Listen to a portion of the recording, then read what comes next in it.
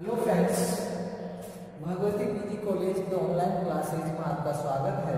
आज हम BSc second year के अंतर्गत डाइजेस्टिव सिस्टम पायला जो अपने पायला चल रहा है उसके हम पाचन तंत्र का बात करेंगे।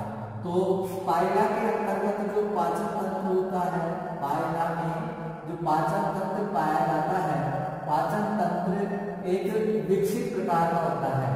विकसित प्रकार का होता है। विकसित प्रकार से कहने का मतलब है कि इसका जो एलिमेंट्री कैनाल होती है वो माउथ से लेके और कहाँ तक होती है, एनस तक होती है, यानी कि गुदा तक होती है।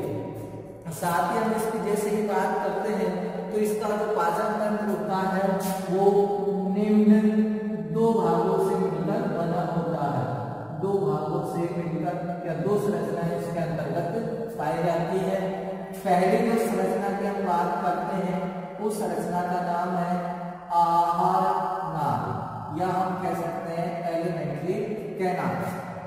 दूसरी इसके अंतर्गत जो पाई जाती है वो है डाइजेस्टिव ग्लैंड, पाचन ग्रंथियां।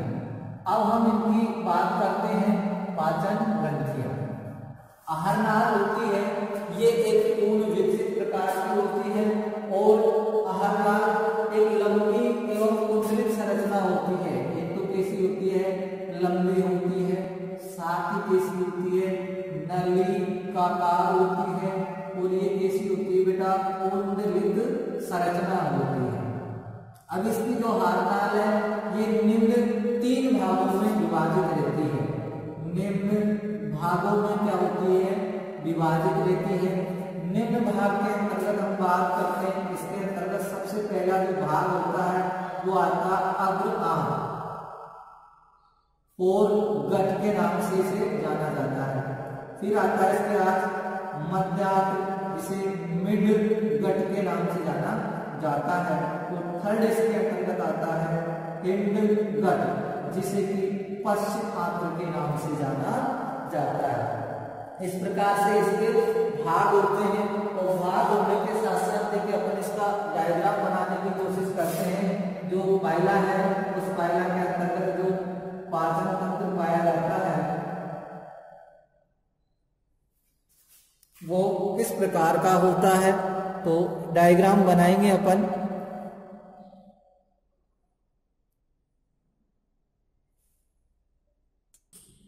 तो हम जैसे इसके डाइजेस्टिव सिस्टम की अगर बात करते हैं तो इस प्रकार से ये इसका क्या होता है भाई, पाचन तंत्र है, उस पाचन तंत्र की संरचना होती है।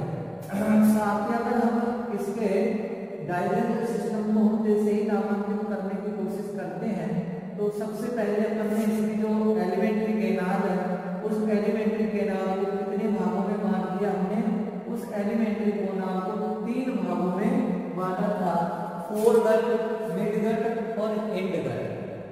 अब इसकी हम जैसे ही बात करते हैं तो ये पूरा जो स्ट्रक्चर होती है ये बकल कॉम्प्लेक्स कहलाती है। ये जो पूरी स्ट्रक्चर है ये बकल कॉम्प्लेक्स कहलाती है। अब इस बकल कॉम्प्लेक्स के अंतर्गत हम सबसे पहले इसको चलो एक बार नामांकित कर लेते हैं। ये इसके अंतर्गत पेशियां पाई जाती है। ये आपके पास मीडियल मसल्स है। ये आपके पास एंटीरियर डोर्सोलेटरल मसल है। कौन सी है ये, एंटीरियर डोर्सोलेटरल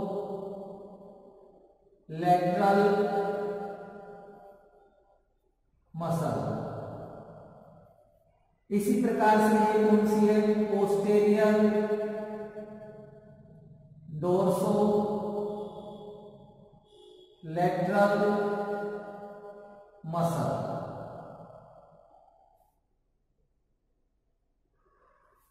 तो इस प्रकार से ये इसका बकल कॉम्प्लेक्स कहलाता है। इसको इसोफेगस पाउच के नाम से जाना जाता है, इसोफेगस पाउच। और ये जो है इसके अंतर्गत आपको दिखाई दे रहा है ये एक इसके अंतर्गत स्लेवरी ग्लैंड होती है। क्या होती है, स्लेवरी ग्लैंड।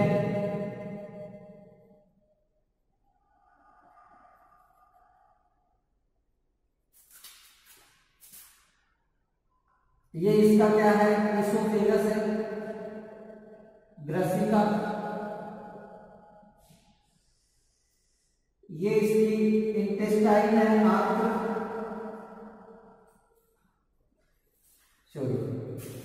ये नलिका नुमा संरचना होती है, इंटेस्टाइन। इंटेस्टाइन के बाद में इसके अंतर्गत जो ग्रसिका का ही पार्ट है, ये आपके पास स्टोमच है, आमाशय। ये सीकम है इसका,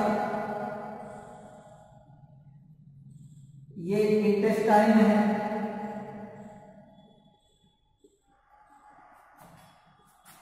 ये इसका रेक्टम है, मलाशय। और ये एनस पोर है। अब हम जैसे इसकी डायग्राम की बात करते हैं, चर्चा करते हैं। सबसे पहले हम फोरगट, जिसे अग्र आत्र के नाम से जाना जाता है। अब इस अग्र या फोरगट के बारे में हम जैसे ही पढ़ते हैं तो सबसे पहले तो इसके कौन कौन से भाग आते हैं। तो भाग इसके अंतर्गत एक तो आता है माउथ। अब इस माउथ के बारे में हम चर्चा करते हैं तो आपको पता होगा पाइला का जो नीचे वाला जो सिरा होता है, पोस्टीरियर यानी कि पीछे वाला जो सिरा होता है, तो वो जो माउथ होता है इसका जो हेड पार्ट होता है वहां पर पाया जाता है। एक छिद्रनुमा संरचना होती है जो कि दो स्पर्शक, ऐसे स्पर्शक इसके अंतर्गत पाए जाते हैं, टेंटिकल्स, जिसमें फर्स्ट जो होता है वो छोटा, सेकंड जो बड़ा होता है, वहां पर ये माउथ पाया जाता है। और माउथ का जो कार्य है वो क्या कार्य है, भोजन को अंतर्ग्रहण करना। क्या करना है, भोजन को अंतर्ग्रहण करना होता है। तो ये भी पार्ट किसका है, फोरगट का। दूसरा इसके अंतर्गत जो पार्ट आता है वो आता है वकल केविटी, मुख गुहा आती है इसके अंतर्गत। तो वकल केविटी की हम जैसे ही बात करते हैं तो माउथ जो होता है वो पीछे की ओर एक गुहा नुमा संरचना में खुलता है, जिसे वकल केविटी के नाम से जाना जाता है। साथ ही ये बड़ी एवं थैले नुमा संरचना होती है। कैसी होती है, ये बड़ी होती है, वह थैले नुमा संरचना होती है। और इस संरचना के अंतर्गत निम्न भाग पाए जाते हैं। निम्न भाग पाए जाते हैं। पहला जो इसके अंतर्गत भाग है वो है वेस्टिब्यूल। वेस्टिब्यूल, ये जो वेस्टिब्यूल, इसे प्रधान के नाम से जाना जाता है, हिंदी के अंतर्गत प्रधान, वेस्टिब्यूल। यह वेकल केविटी है जिसका क्या होता है, तो अग्रभाग होता है, अग्रभाग एवं आंतरिक भाग होता है। वकल केविटी का अग्रभाग होता है, आंतरिक भाग होता है। साथ ही इसकी और विशेषता होती है कि ये जो सतह होता है इसमें जबड़े पाए जाते हैं और इनमें भोजन को, जो इसके अंतर्गत प्रधान है, इस प्रकार में जबड़े पाए जाएंगे।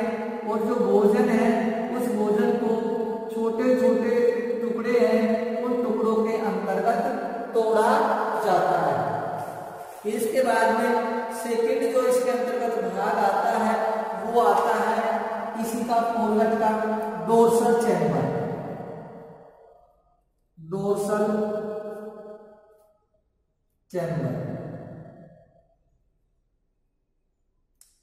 पृष्ठ कोष्ठ के नाम से इसे जाना जाएगा। डोर्सल यानी कि पृष्ठ, और चैम्बर यानी कोष्ठ होता है।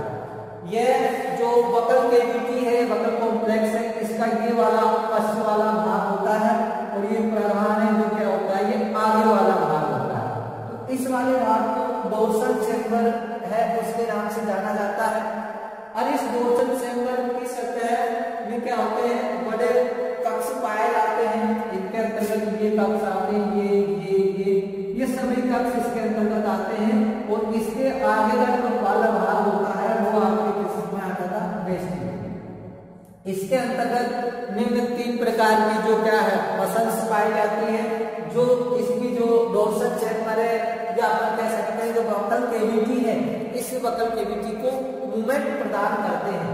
तो क्या क्या आते हैं इसके अंतर्गत, एक आती है मीडियन मसल्स यानी कि मध्य मसल्स होती है, एक एंटीरियर डोर्सल अग्र पृष्ठ अधर मसल होती है, और ये होती है पश्च पृष्ठ अधर मसल होती है। जो इसको पेशियां होती है बकल कैविटी, इसका जो जबड़ा है उसको फैलाने में और सिकुड़ाने में हेल्प करती है। तो ये क्या है, डोर्सल चैम्बर के अंतर्गत आते हैं। साथ ही अगर हम बात करते हैं डोर्सल चैम्बर में निम्न संरचनाएं वो पाई जाती है। ये जो आया तो आया ही, यानी कि इसके अंतर्गत पेशियां आती हैं, और पेशियों के साथ साथ इसके अंतर्गत निम्न संरचनाएं पाई जाती हैं। निम्न संरचना की अगर हम बात करते हैं तो इसके अंतर्गत जो पाया जाने वाला है वो है रेडुला। रेडुला, इस रेडुला को किसके नाम से जाना जाता है, पायला के अंतर्गत पाई जाती है, रेत नांगी के नाम से जाना जाता है। रेडुला है और इस रेडुला को किसके नाम से जाना जाता है बेटा, रेत नांग के नाम से जाना जाता है। और ये जो रेडुला होता है इसकी विशेषता ये होती है कि पायला की जो टंग है यानी कि इसकी जो जीभ है उस जीभ को ही किसके नाम से जाना जाता है, रेडुला के नाम से। तो इसको अपन थोड़ा ऊपर लेके इनको मिटा देते हैं और उसके बाद हम रेडुला पढ़ते हैं। रेडुला क्या है, रेडुला एक डोर्सल जो चैम्बर है इसका बकल कैविटी उसका भाग है।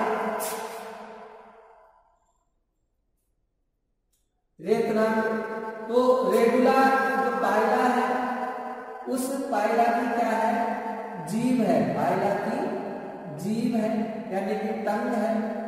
और इस जीभ या टंग की हम जैसे बात करते हैं तो यह जो होती है भोजन को क्या करती है, निगलने का कार्य करती है, भोजन को निगलने का कार्य करेगी। साथ ही इसके जो पार्श्व भाग होते हैं और पार्श्व भाग के अंतर्गत एक उभार नुमाएं संरचना पाई जाती है। इसका जो इस प्रकार से ये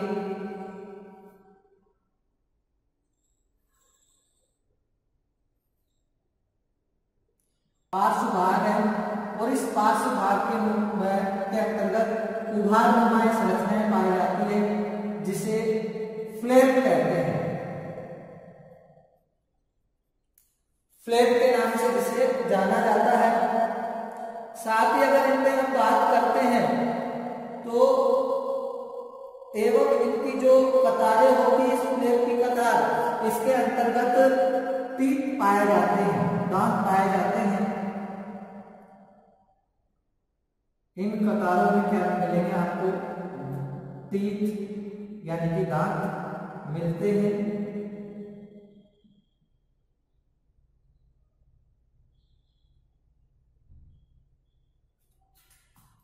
और ये जो टीथ होते हैं दो, एक और दो, मीडियल लेटरल एक जोड़ी, और ये जो पाए जाएंगे ये पाए जाएंगे आपके पास दो जोड़ी।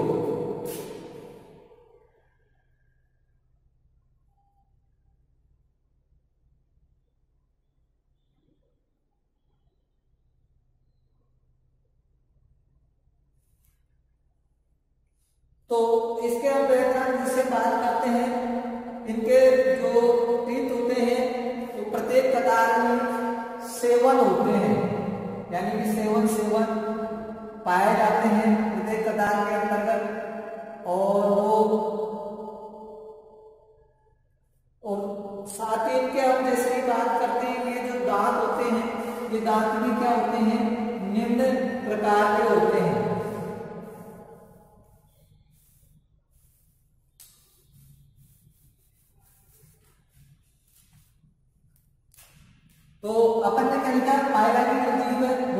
निगलने का कार्य करती है और भोजन को कहाँ पहुंचाती है, ये भोजन को ग्रसिका में पहुंचाने का कार्य करती है। और इस जो जीव है, ये जो जीव है, इस जीव भाग के अंतर्गत फ्लैप पाया जाता है और इस फ्लैप में उभार-नुमा संरचना पाई जाती है और उभार-नुमा संरचनाओं को दंतिका या दांत के नाम से जाना जाता है। ये मतलब जीव पे ही प्रेजेंट रहती है ये संरचना है। अब इनके जो दांत होते हैं वो दांत भी 3 प्रकार के होते हैं। सबसे पहले इसके अंतर्गत आता है मीडियन टीथ, मीडियन टीथ। दूसरा इसके अंतर्गत आता है लेटरल टीथ। दूसरा इसके अंतर्गत कौन सा आता है, लेटरल टीथ। और तीसरा इसके अंतर्गत आता है मार्जिनल टीथ, जिसे सीमांत टीथ के नाम से भी जाना जाता है।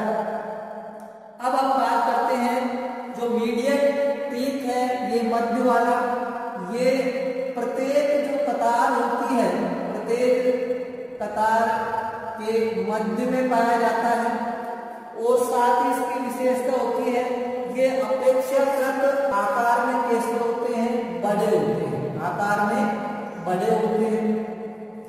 लेटरल टीथ है, जो मीडियम टीथ है, उसके पास में पाए जाएंगे और ये एक जोड़ी होते हैं।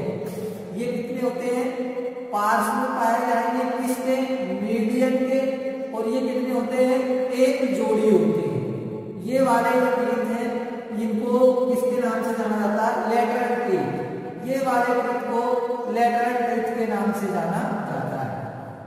फिर मार्जिनल यानी कि सीमांत टीथ है, ये जो होते हैं, जो लेटरल टीथ है उसके पास में पाए जाएंगे और ये संख्या में कितने होते हैं, 2 होते हैं, यानी कि 2 जोड़ी होते हैं।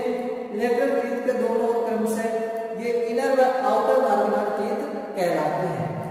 कितने होते हैं, ये 2 जोड़ी होते हैं और इनर व आउटर टीथ है उसके नाम से ये जाने जाते हैं। यानी कि इनकी अगर संरचना की अगर हम बात करते हैं तो ये इस प्रकार से, ये तो आपके पास क्या हो गया, मीडियन टीथ। ये फिर आपके पास एक जोड़ी कौन सा हो गया, लेटरल टीथ। और ये आपके पास 2 जोड़ी है, वो क्या हो गए, ये सीमांत टीथ हो गए। जो ये तो वाला होता है ये होता है आउटर और ये होता है इनर। तो इस प्रकार से इसके अंतर्गत जो टीथ है उसकी संरचना पाई जाती है और इसका ये दंत सूत्र है, ये वाला जो है ये पायला का क्या है, दंत सूत्र है 21-112। अब आप जैसे आगे बढ़ते हैं तो ये जो आगे जो इसके अंतर्गत संरचना आती है किसमें, फोरगट के अंतर्गत, वो आती है इसोफेगस, इसोफेगस, जिसे मतलब ग्रसिका के नाम से जाना जाता है। और ये जो इसोफेगस होती है ये मुख गुहा जो पाई जाती है, अपने मुख गुहा के पाठ पढ़े थे, मुख गुहा पीछे की ओर जाकर एक नलिका नुमा संरचना में पहुंचती है जिसे इसोफेगस या मुख गुहा के नाम से जाना जाता है। साथ ही ये भोजन है, उस भोजन को आगे खिसकाने के लिए मार्ग प्रदान करती है और इसका ज्यादा कोई कार्य नहीं है, यानी कि ये डाइजेस्टिव का कार्य नहीं करती है। तो नलिका नुमा क्या है, ये संरचना है। अब हम आगे जैसे ही बढ़ते हैं तो इसके अंतर्गत आता है मिड गट। कौन सा आता है इसके अंतर्गत, मिड गट। अब हम मिड गट की जैसे ही बात करते हैं तो इसको मध्यांक और मध्य अंक के अंतर्गत जो आने वाली जो संरचना है वो 2 है इसके अंतर्गत, एक तो है स्टोमच और एक है इसके अंतर्गत इंटेस्टाइन। स्टोमच की अब जैसे ही बात करते हैं तो ग्रसिका के पीछे एक यू आकार की संरचना होती है। जो ये ग्रसिका है, इस ग्रसिका ये स्टेमच है, ये क्या है, एक यू आकार की संरचना है। और साथ ही इसके अंतर्गत दो भाग पाए जाते हैं। इसका अग्रभाग होता है वो तो क्या कहलाता है, कार्डियक, और जो पश्च वाला भाग होता है वो कहलाता है इसका पाइलोरिक भाग कहलाता है, पाइलोरिक भाग कहलाता है। साथ ही हम अगर इसके भाग की बात करते हैं, जिसके समीप पर छोटी सी उभारनुमा संरचनाएं पाई जाती है, जिसे सिक्कम के नाम से जाना जाता है। किसके नाम से जाना जाता है, सिक्कम के नाम से जाना जाता है। और जो सिक्कम होता है, और उस सिक्कम के बाद में जो सिक्कम होता है पाइलोरिक पार्ट से जुड़ा हुआ होता है, और पाइलोरिक पार्ट होता है स्टोमच का, वो इंटेस्टाइन में जाकर ओपन होता है। तो सेकेंड पार्ट कौन सा है इसका, इंटेस्टाइन, जिसे आंत के नाम से जाना जाता है। ये कैसी है, इंटेस्टाइन एक लंबी है और एक कुंडलित है। इसके अंतर्गत कुंडलन भी पाया जाता है, लंबी एवं कुंडलित है।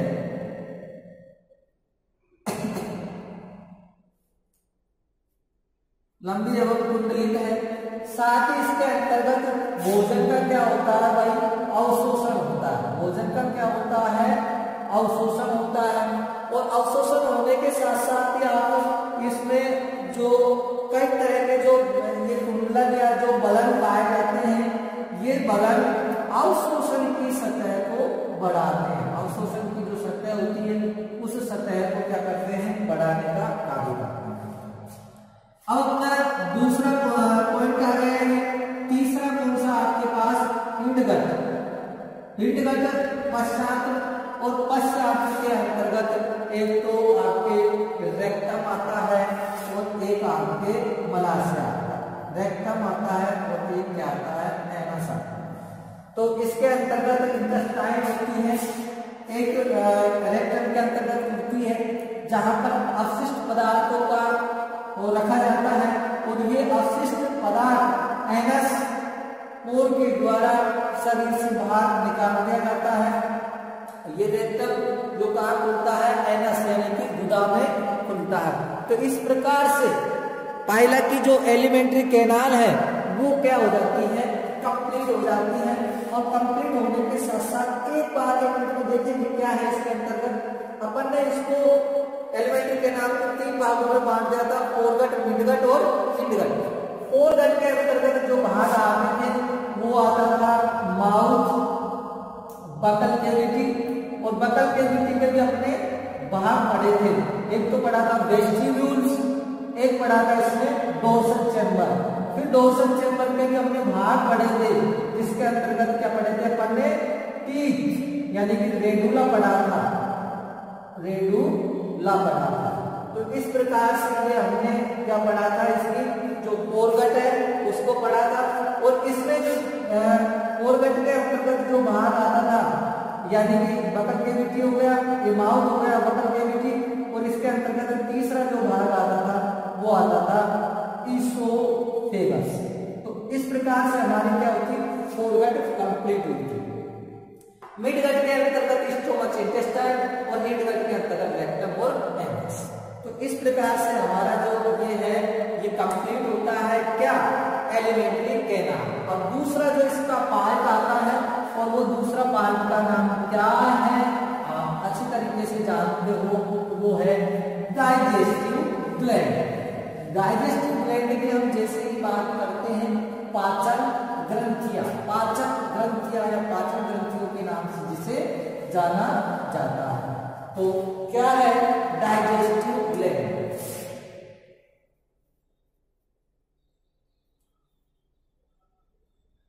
पाचन ग्रंथियां जो होती है वो क्या करती है, अपने जो स्राव होता है यानी कि पाचक रस होता है, उस पाचक रस को भोजन में डालती है। और भोजन उसके अंतर्गत जो कार्बोहाइड्रेट वसा प्रोटीन जो पाइला अवशोषण करता है उनको क्या करेगा, गलाने का कार्य करती है। पाचन ग्रंथियां उसको तोड़ने का कार्य करती है, डाइजेस्टिव का कार्य करती है।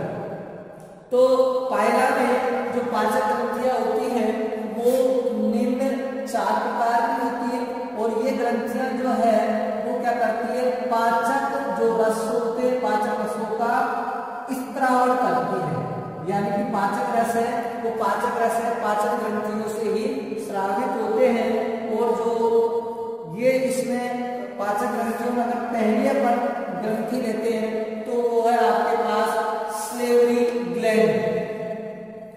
कौन सी है, स्लेवरी ग्लैंड, जिसे किसके नाम से जाना जाता है, लाल ग्रंथि के नाम से जाना जाता है। और ये जो ग्रंथि है जो ग्रसिका है इसोफेगस, स्लेवरी ग्लैंड का है ये जो ग्रसिका है, इस ग्रसिका के जो अग्रभाग है, अग्रभाग में छोटे छोटे जो ग्रंथियां हैं, छोटी छोटी गांठें हैं, छोटी छोटी गांठों के रूप में ये पाई जाती है और इससे लार का स्त्रावण होता है। और ये जो ग्रंथि है जो ग्रसिका के अंतर्गत खुलती है, ये जो ग्रसनी है तो क्या नाम से ग्रंथि है, स्लेवरी ग्लैंड, जो ओपन किसमें होती है, ये ग्रसिका में ओपन होती है। साथ ही इसका जो स्राव होता है वो स्राव क्या है, वो लार है। और वो लार है वो भोजन को चिकना बनाता है। कैसा बनाता है बेटा, चिकना बनाने का कार्य करता है।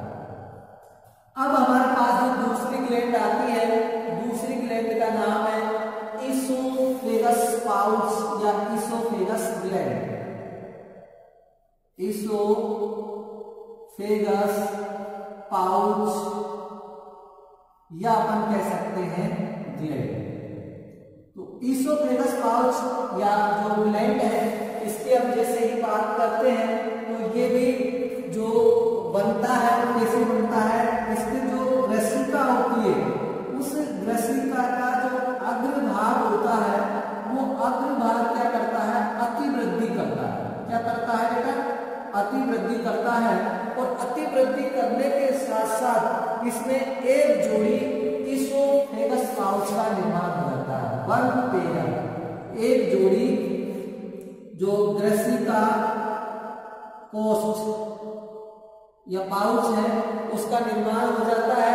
और उससे जो स्राव होता है वो एक एंजाइम का स्राव होता है। यानी कि जो ग्रसिका है, ग्रसिका जो स्राव होगा इसका पाउच का वो एक एंजाइम टाइप का होगा जो भोजन का क्या करते हैं, पाचन करते हैं। भोजन का क्या करेंगे, पाचन करेंगे। तीसरा जो हमारे पास आता है, अगली जो ग्रंथि है उस ग्रंथि को या तो आप डाइजेस्टिव ग्लैंड के नाम से जान सकते हैं, डाइजेस्टिव ग्लैंड आप कह सकते हैं, या इसको हिप्पोपैंक्रियाटिक डक्ट के भी नाम से जाना जा सकता है।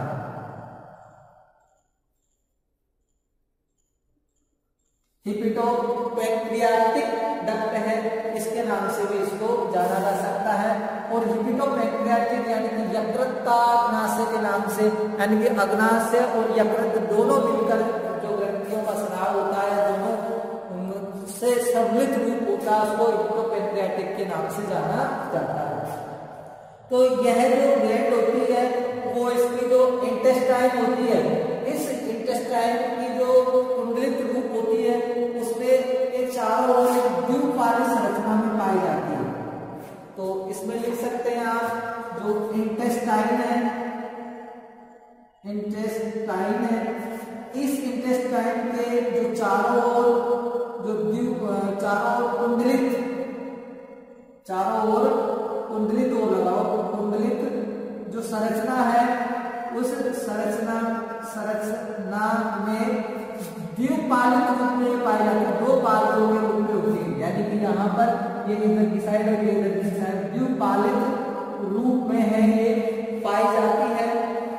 साथ ही इससे पतली पतली नलिकाएं निकलती हैं और ये पतली पतली नलिकाएं निकलकर स्टोमच में प्रवेश करती है और ये जो है पाचन कोशिकाओं का स्त्रावन करती है। और इससे जो भोजन का जो पाचन है वो अंतर कोशिकीय पाचन संपन्न होता है। यानी कि यहाँ पर पाई जाती है और इससे निकलने वाली जो ग्लैंड होती है, छोटी छोटी जो ग्रंथियां निकलेगी वो कहाँ स्टोमच में प्रवेश करेगी। और इसके अंतर्गत लाइम सेल पाई जाती है, सेक्रेटरी सेल पाई जाती है और रेस्पोर्टिव सेल पाई जाती है। और ये जो सेल्स होती है किसकी, क्या नाम से, डाइजेस्टिव ग्लैंड की। इन सेलों का क्या होता है, अलग अलग कार्य होता है। जैसे जो सेक्रेटरी जो सेल होती है, ये जो सेक्रेटरी जो सेल्स होती है, ये सेलुलोज का क्या करती है, पाचन करती है।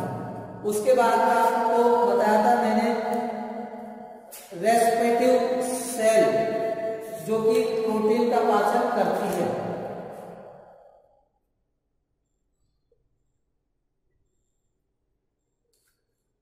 रेस्पिरेटिव जो सेल होती है वो क्या करती है, प्रोटीन का पाचन करती है। एक इनके अंतर्गत लाइव सेल्स होती है और जो लाइव सेल होती है वो कैल्शियम फास्फेट का स्रावित करती है। कैल्शियम फास्फेट है, इसका क्या करती है, स्रावित करती है। जो इसका जो सेल है यानी कवच है, उस कवच के निर्माण का भी कार्य करती है। तो इस प्रकार से फिर उसके बाद में चौथी जो ग्लैंड बची है अपने पास वो है वकल ग्लैंड। वकल ग्लैंड, और ये जो वकल ग्लैंड है ये वकल केविटी यानी कि वकल कॉम्प्लेक्स के अंतर्गत पाई जाती है। और ये मुख गुहा के अंदर जो पाचन की प्रक्रिया है उसको संपन्न करती है। मुख गुहा के अंदर पाचन की जो प्रक्रिया है उस प्रक्रिया को क्या करती है, संपन्न करती है। तो ये इसके अंतर्गत आता है। तो ये सेक्रेटरी सेल हो गई, रेस्पिरेटरी सेल हो गई और लाइम सेल हो गई।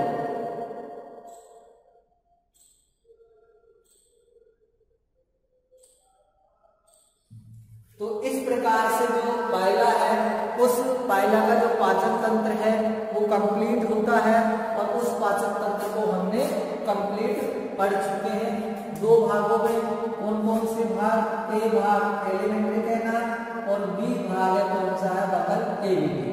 ए भाग को हमने तीनों में बांटा था। एक बार आपको रिमाइंडर में करवा देता हूँ, देखो क्या आपने पढ़ा क्या नहीं पढ़ा। तो देखेंगे इस प्रकार से, ये देखो सीधा सा एरो में पढ़ा है।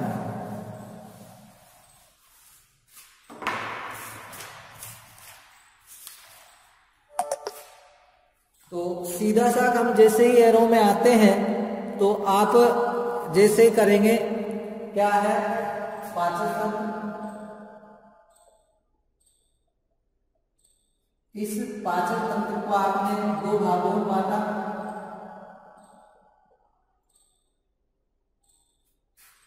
एलिमेंट्री कैनाल और ये क्या है, डाइजेस्टिव ग्लैंड। एलिमेंट्री कैनाल के आपने ये तीन भाग कर दिए। एक तो है फोरगट, एक है मिडगट और एक क्या है, हिंडगट। फोरगट की हम जैसे ही बात करते हैं तो फोरगट के अंतर्गत आने वाले जो भाग है, एक तो आता है माउथ और एक आता है वकल केविटी। वकल केविटी की हम जैसे ही बात करेंगे तो वकल केविटी के अंतर्गत जो आने वाले हैं, तो इसमें एक आता है अपने वेस्टिब्यूल, ये वेस्टिब्यूल। इसके अंतर्गत फिर आता अपने पास डोर्सल चैम्बर। डोर्सल चैम्बर की अगर अपन बात करते हैं तो इसमें आता है रेडियम। मिड पार्ट की बात करते हैं जिसमें आता है स्टोमच और एक आता है इंटेस्टाइन। हिडगट की अगर हम बात करते हैं तो इसके अंतर्गत आपके एक तो आएगा क्या नाम से, रेक्टम और एक आएगा इसके अंतर्गत एनस। और डाइजेस्टिव ग्लैंड चार बताई थी, इसोफेगस और इसोफेगस के साथ साथ एक स्लेवरी, एक वकल और एक लिपिडोपैंक्रियाटिक। तो इस प्रकार से ये अपना जो पाइला का डाइजेस्टिव सिस्टम वो कंप्लीट होता है। Thank you.